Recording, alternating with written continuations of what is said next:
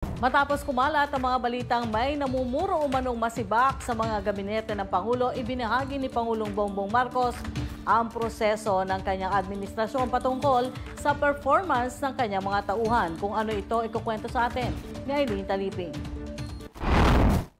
Hindi inaalis ang posibilidad na magkaroon ng sibakan sa mga miyembro ng gabinete sa sandaling matapos ang pag-review sa performance ng mga ito. Ito ang inihayag ng Pangulo sa kanyang podcast sa harap na rin ng ginagawang paglilinis laban sa mga tiwali sa gobyerno.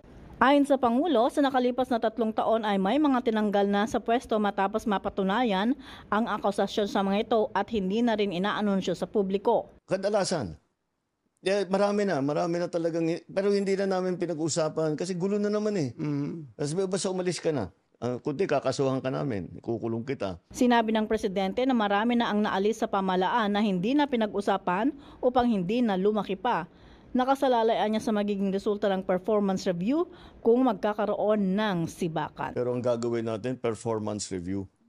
Maganda naman ang takbo, pero performance review. Para ito yung target natin, ba't di natin naabot? O ito, nakuha natin. Ito, overpriced na naman. Ito yung ganito, ganyan. All of these things that, performance review. Titignan namin, bakit mabagal ang baba ng serbisyo? Anong gagawin natin para pabilisin? Yun ang importante. Ito si Eileen Taliping para sa Kwentong Politiko.